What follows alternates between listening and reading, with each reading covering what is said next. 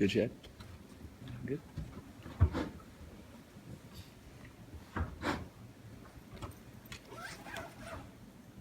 It seemed like you guys had a hard time getting people open the other night. Something they were doing, something you guys weren't doing right. Why were you guys having trouble getting receivers open? Those guys did a great job playing man-to-man coverage, and in man-to-man coverage, you got to win your one-on-ones and create separation. And when they did that, it seemed like we missed the throws, and then when the throws were on time, there wasn't the separation. Obviously, Thomas has had a great year, but you need some other guys to start doing something to take a little bit of that, give you a little more variety on offense. Mm-hmm. Yeah, we really need some other guys to step up, and that's what we're gonna, continue to push and try to happen. We targeted several other people during the game, and just for whatever reason, the plays weren't made the way we had hoped, and we're gonna go back to work and get those corrected. Obviously, people blitzing like crazy against Brett, and this style of offense, traditionally, most places there's a quarterback who can run, and obviously he can't, or not very well.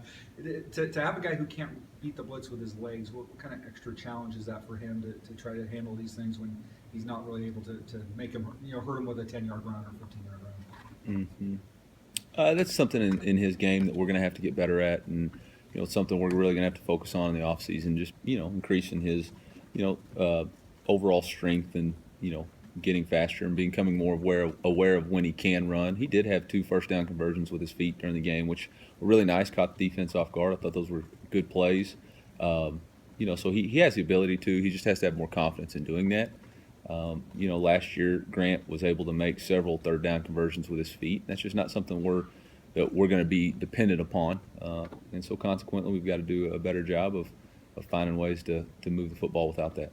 How much does the line maybe need to help, or maybe lead somebody else in the block if you're seeing 6-8 guys come at you? Mm-hmm. There's that was the great chess match. There was a couple of times where we kept everybody in, and they were able to play drop 8, and now you don't have enough guys in the route to expand the defense enough to create those holes. Specifically in the red zone on the second down, we ended up having to throw a check down to Holden, and it went for -2. You try to get extra guys out, and they're blitzing, and so then you have to throw hot. So it's one of those deals. They did a good job, and we didn't do as good a job having the right answers at the right time. So we got to do a better job of that. I know you guys have said that getting hit's part of the deal, but Brett's gotten beat up pretty good the last couple of weeks, and obviously his efficiency hasn't been as good. Is it starting to take an effect a little bit, you think, in terms of him being accurate with the ball?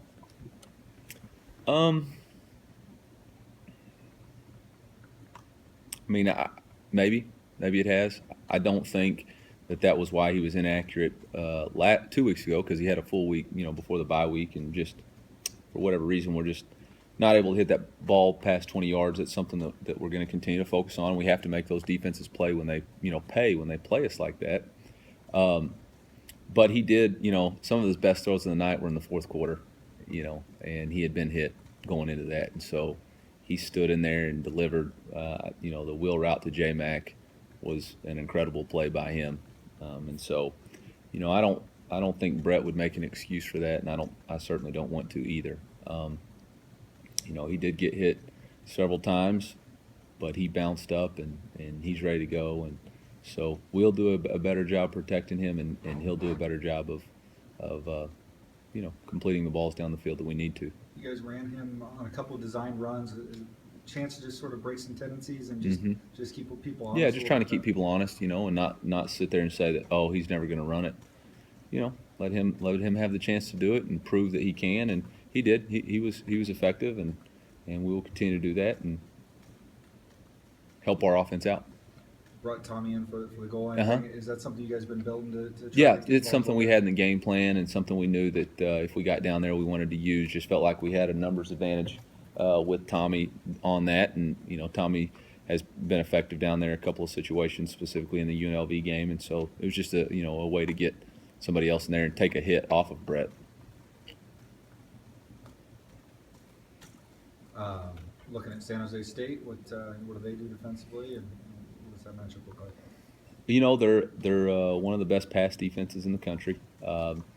They play a 4-down front with a little bit more traditional than what we've seen the past 3 weeks, but they still play man-to-man defense, which I'm sure, based on what we've dealt with the last couple of weeks, they'll do that. So we're going to have to win one-on-ones on the perimeter. We're going to have to do a better job, creating space in the pass game, which is going to be a challenge because they're really good at defending the pass.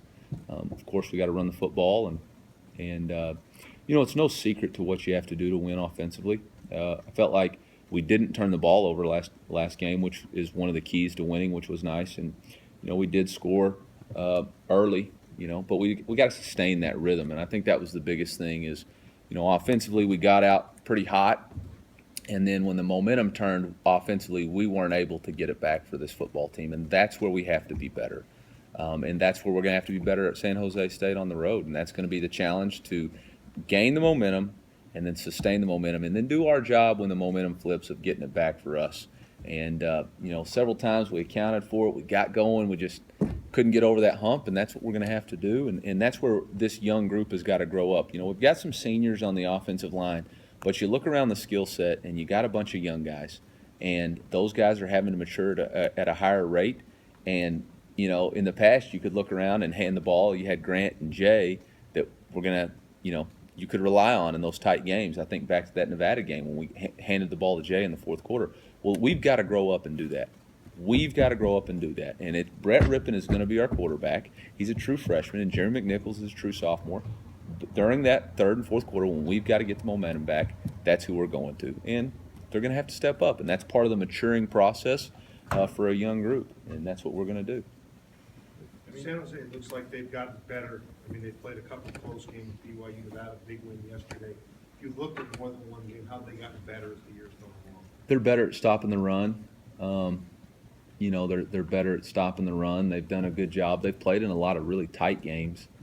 They've played tight game versus UNLV, played Auburn tight early, played a tight game versus New Mexico, and they've won some close ones, and that always helps build your confidence.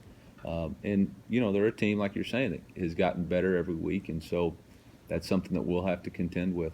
You guys talk about handling adversity, and you guys are facing more adversity now, I guess, than you have in a while. I know there's a lot of disappointment outside this building. What's just kind of the feeling inside here, and where you're at right now, and the fact that you're no longer playing for the goal up there, and just kind of how you finish this thing out? Well, two things. One, we're very disappointed. Losing is not acceptable, and losing on the Blues is not acceptable in this building or within this program. And so, that's not the standard that's set. Now, I will say this: the goal is to win the Mountain West Conference Championship and a bowl game with class integrity and academic excellence. Well, we still have a chance to win a bowl game with class integrity and academic excellence. And so, when life throws you disappointments, or you don't, the goal you set out maybe is unattainable, you have to restructure what's your goal and refocus on what you can attain. You can't look backwards. You press on. You press forward. And there's a lot of things left to play for in this football season, and that's what we're focused on. We're focused on finishing this thing out, and we've got a great opponent versus San Jose State, and that's where our focus is. What's kind of the morale of the coaching staff, and you guys obviously haven't been in a position like this around here very often, where you're not playing for a conference title with regular season games left, you lose 2 at home. What's kind of how are the coaches kind of handling this and trying to get the players kind of moving forward? I'm not going to speak for anybody else, but we're disappointed. I'm disappointed. The offensive staff, we are disappointed, but it's our jobs to be leaders and to move forward, and that's what we're going to do.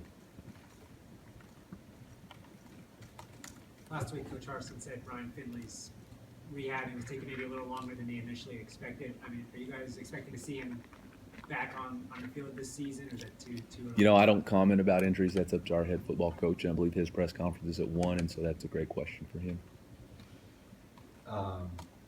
After the way it's gone the last couple of weeks, you need to make some adjustments offensively in terms of what you guys are doing to maybe try to get some of those guys in better situations, or we always look at what we're doing to try to put our guys in the best position to be successful. But watching the tape, and there are definitely some things that, yes, we can do better. Absolutely. And there's some things that, you know, we've got to be better at in order to put us in a position to be successful. But there were a lot of positives in that game, offensively too. There really were, and so it's not all negative from that standpoint. And there wasn't all,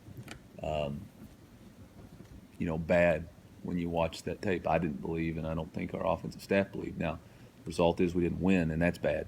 And then that, at the end of the day, that's what's the most important thing. Like I said, we didn't recapture the momentum when we lost it. But I don't think the offense is broken by any means. We are the number 1 offense in the conference and number 20 in the country, so I don't think the offense is broken.